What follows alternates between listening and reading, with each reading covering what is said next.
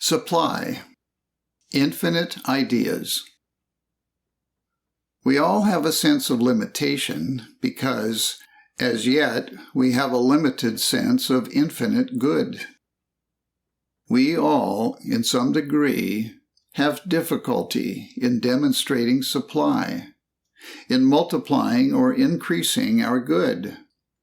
There is reason for this, and the reason is that we have not sufficiently learned how to translate our sense of things from a material basis to a spiritual basis. Yet Mrs. Eddy tells us that science understood translates matter into mind. Miscellaneous Writings, page 25. Matter, translated back into its original, is mind. More or less, our sense has been that all things are external and apart from us, and that we must somehow attain them in order to have them. Also, our sense of things, especially of inanimate things, has been a finite and material sense. But now, in this new cycle of truer enlarged thinking, we are awakening to the necessity of evaluating all things, both animate and inanimate, as being spiritual ideas. After the experience of the past few years, we all see the necessity of basing our sense of things on a spiritual foundation, in order that we may understand and demonstrate that all things which constitute our present consciousness are spiritual ideas, and are therefore ever present, infinite, and unfailing. The problem of supply, lack of understanding. The student of Christian Science deals easily with many problems, but when it comes to the question of supply, there seems to be less of a basic, definite understanding, less of scientific thinking, more of mass mesmerism and superstition than accompanies any other so-called problem. And while our sense of supply affects our human existence more keenly than any other problem, we continue, in some degree, to walk into or with the currents of matter or mortal mind. Unity of Good, page 11, on this important subject. The mass mesmerism of this question. There is mass mesmerism connected with the problem of supply, which we, as students, cannot afford to ignore. Because of our ignorance of the realities of existence, there is the almost universal mesmerism which causes us to believe, consciously or unconsciously, that God or mind has little to do with supply. There is the belief that our supply is almost entirely in the hands of other persons, and little in our own hands, or the hands of God. There is the belief that our income, our position, our employment are disconnected from us and are at the mercy of others, and that we, in and of ourselves, have little power over these things. It is almost a prevailing belief that our business is dependent upon the activities of other persons, upon the activity of our government, or of nations, or international conditions, and that it is entirely out of God's hands. law of coordination and man's oneness with God. But in the proportion as we understand the coordination of all things, the reciprocal law of divine being, and our inseparable oneness with God, our own mind, we will free ourselves from all this mass mesmerism. Mind is unifying, cooperative, and reciprocal, because one mind only is unfolding itself out into infinity. Everything in the universe belongs to God, to mind. Everything is in His hands. Everything of which we are conscious has its being, its substance, and all its activities in the one divine principle. Likewise, everything in the universe belongs to us. Each one of us is an individual expression of infinity, and consequently each one of us possesses all the glories of heaven and earth. When once we understand that it is our ignorance of God and man as one being that causes the false sense which seems to hide our real heritage, we will reject this false sense and be more alert in basing our thinking on the spiritual sense of God and man. There is no separation between God and man, between principle and idea, between infinity and its expression. Then, since God and man are one being, there could be no such thing as a claim of poverty or lack, and the fear of poverty and lack is all there is to the claim. We, as Christian Scientists, should never ignore the claim of lack of any nature. Neither should we ignore the fear of it. But we should understand the absolute nothingness of the claim, and have confidence in the certainty and permanency of God and man as one being. The claim of insufficient income, so long associated with many of us, should be disposed of, at least in a measure, and we should come naturally and consciously into infinite possessions. The fact that we identify all that God is true now, and is demonstrable in the measure that we actually understand and individualize this fact. Consciousness. Perhaps the most aggressive mass mesmerism is that we can think about something and still not consciously have it. That we can think about health and wealth and still not consciously experience health and wealth in our daily living. Nevertheless, the fact that we think about health and wealth is the fact that they already are in our individual consciousness as a conscious experience. What we call our thinking about health and wealth is the presence of health and wealth in our consciousness.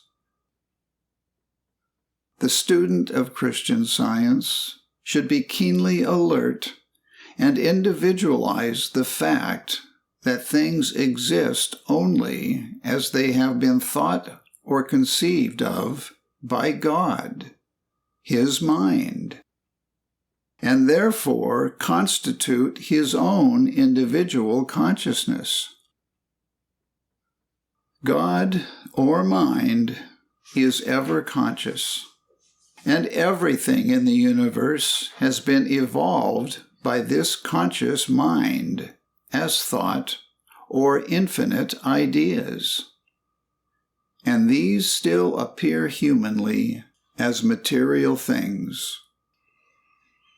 It is most important to understand that the universe of so-called material things is the universe of thoughts or ideas. God, or conscious mind, is in manifestation as an infinity of ideas, and this infinity of ideas constitutes consciousness, or intelligence, or individual man. In Christian Science, we do not think of ourselves or individual man as personal, or corporeal, or material, but we think of ourselves as man, as consciousness. We think of ourselves as an infinite compound of all the ideas that identify God, our mind, and constitute our consciousness. We do not evaluate the things in consciousness correctly. We, as Christian scientists, often fail to evaluate correctly the things of which we are conscious. We should evaluate everything of which we are conscious, no matter how it may appear to us humanly, as being one with God, infinite and spiritual. All is infinite mind, infinitely manifested, from a world to a potato patch, from a blade of grass to a star, from a pin to a palace. Everything of which we are conscious is included in our consciousness. Everything of which we are conscious makes up our compound of ourself. Everything is inseparable from God or mind. Everything is what mind is consciously being, and is infinite and spiritual. Everything is the manifestation of mind, and is spiritual man himself, no matter what false sense says about it. Everything of which we are conscious is a conscious idea. It is alive. It is living. There is no such thing as an unconscious or inanimate idea. Every idea manifests consciousness. By virtue of the fact that all things constitute consciousness, every idea or everything is divinely conscious. A stone, as idea, does not think. It is only God or mind who thinks. Yet stone is conscious and is something in consciousness. Money, as idea, is conscious and is something that constitutes consciousness.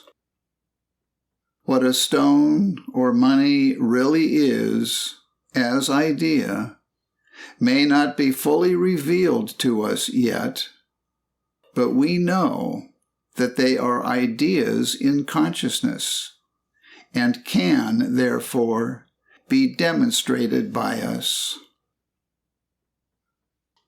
Two groups of creation. In universal belief, the things of which we are conscious are divided into two groups, animate and the inanimate, the spiritual and the material, the divine and the human. But in Christian Science, we learn that these opposites are not two, but one. That the inanimate is only a false sense of the animate. That matter is but a false concept of spiritual ideas. And that the divine idea appears as the human, all because of our ignorance of God and man as one being. In Christian Science, we learn that everything which appears to us humanly can be demonstrated to be divine ideas. Everything which appears as a material object or an object of sense is a divine idea. And because it is divine and infinite, we, each of us, possess it. Even the fish, being conscious, included the tax money. Animate and inanimate. Everything that appears as an inanimate object, from a pin to a palace, is in its reality an infinite idea. Everything of which we are conscious exists in consciousness, and it makes no difference how infinitesimal it seems to be, or how material it seems to be to the human senses. It is idea, and is infinite and divine. Horse. It may appear to us that the things we call animate in nature are easier to understand as idea than the things which we call inanimate. For example, a horse, in belief, is a living, animate creature. But in reality, all there is to a horse is a divine idea. In belief, then, horse, because of its apparent life, appears different from a table, or a chair, or money, or a loaf of bread, which we call inanimate objects with no apparent life. Nevertheless, in reality, the table, the chair, the money, and the loaf of bread are living, conscious ideas, which are imperfectly known or imperfectly seen by us. Everything we believe to be inanimate, when dissociated from matter and understood as divine consciousness, will lose the limitations of matter and be seen in its true depict. Loaves and fishes. The disciples brought to Jesus 2 loaves and a few fishes, as representing all the food available. 2 loaves and a few fishes were the disciples' limited sense of the availability of food. But this was not the vision of Jesus. Jesus knew loaf and fish were infinite, divine ideas, infinitely expressed. And he knew that each one of the multitude, being the conscious, infinite identity of the one mind, included in his consciousness all that mind included.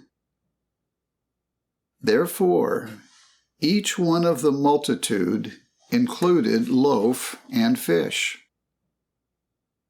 But the multitude were ignorant of their oneness with God or mind.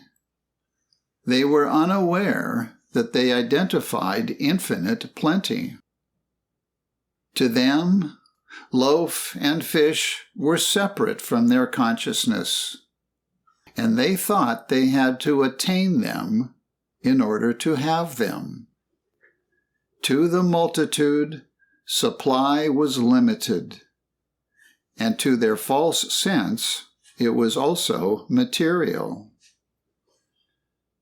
But the vision of Jesus was above the human sense, or the ignorant, limited sense of food as material. The very food which the disciples and the multitude considered as material and limited, Jesus understood as divine and infinite. Jesus interpreted food from a spiritual basis, and his true discernment of divine substance resulted in the inexhaustible and illimitable supply of thought and things, and appeared humanly to the disciples and the multitude as loaves and fishes in abundance. Jesus saw in the loaves and fishes his own true concept of food. To Jesus, food was a divine idea, identifying infinite spiritual substance, and could be increased or multiplied where he was, according to the amount he needed, even though the place were a desert, and the necessity was food for 5,000. Jesus saw food as a spiritual idea, universal, omnipresent, and at hand. But the multitude, whose concept of food was still limited and material, no doubt saw in this spiritual expression of infinite good only their old familiar so-called loaves and fishes. To the materialist, all things are material. To the spiritually minded, all things are in and of spirit. If things appear to us individually as material and limited, the trouble is not with the things, but it is the lens through which we see them. In divine science, everything that appears humanly is a divine idea. That which appears to us humanly as a material object is, in reality, a divine idea. Objects of sense are ideas of soul. An idea of soul, seen through the lens of material sense, may appear as a material object or a material thing, but there is only one thing present, and this is the idea of soul. Right where the finite material object of sense seems to be, there the right idea is, in my mind or consciousness. Objects of sense do not exist in reality. They exist as false appearance only. Therefore, objects of sense, as objects of sense, have neither place nor limitation. What appears to my consciousness as material, limited things are merely my human sense of divine ideas. Man, tree, and flower appear to die, but they never do die, because they are divine ideas, one with God, immortal life.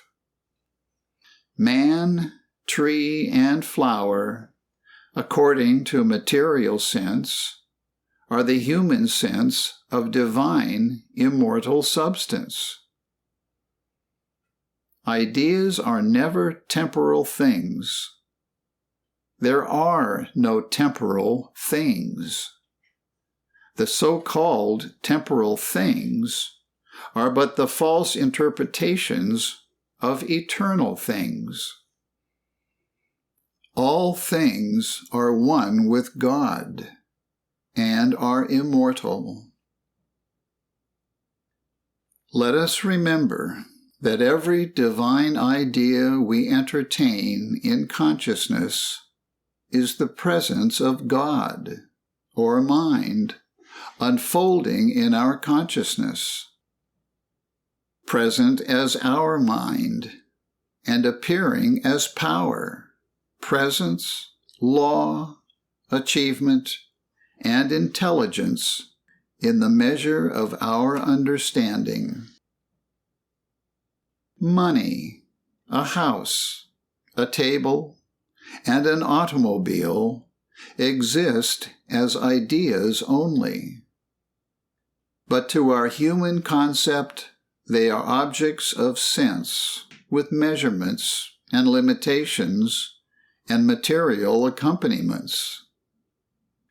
Money, a house, a table, and an automobile are the human concepts of divine ideas, and we are told in our textbook that we must replace human concepts with divine ideas, or we must exchange the objects of sense for the ideas of soul.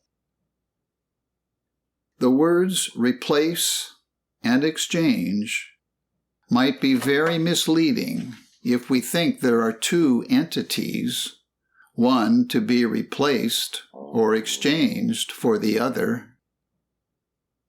We as students must clearly understand that what appears right here and now as an object of sense is present right here and now as a spiritual idea, and has the presence, the form, the color, the substance, and tangibility of spirit. A divine idea is immortal and exists at hand in its reality. This is why we can always demonstrate it. Everything which we wish to be demonstrated already exists. Every attribute and quality of the thing to be demonstrated already exists. If things or certain attributes or qualities seem to be absent or limited, it is because of our limited sense of divine, infinite substance, God. Money, a house, an automobile, a table, and all other things which appear to meet the need of humanity today are only a material, limited sense of what is present as ideas of completeness, wholeness, satisfaction, and ease, ideas which are contributive to a perfect state of being. We need to understand that all these things which appear to meet our human needs are mind, God, manifested as ideas, and are not the material things they appear to be. When we understand them as ideas, they will always bless us, always add to our comfort and happiness and well-being, and always satisfy us. Every idea of God's creation is ours and constitutes our consciousness, not sometime, but now. And our consciousness is, even now, conscious of itself as infinite good. It is right and natural that we should have an enlarged sense of this infinite good in our present state of consciousness. If we should free ourselves from the false education of the centuries and accept our birthright as the Son of God, then there would appear this conscious continuity of all good, experienced in ascending states of consciousness, until all so-called material objects would be seen in their divine character. Mrs. Eddy says, "Understanding is the reality of all things brought to light. Hence, there is a great need to understand the certainty and permanency and the eternality of all that we are conscious of humanly. This understanding is a protection for those of us who seem to have little, as well as for those who have much. For it is only as we understand that all things of which we are conscious are divine ideas that we can prove their permanency and their ever-present availability."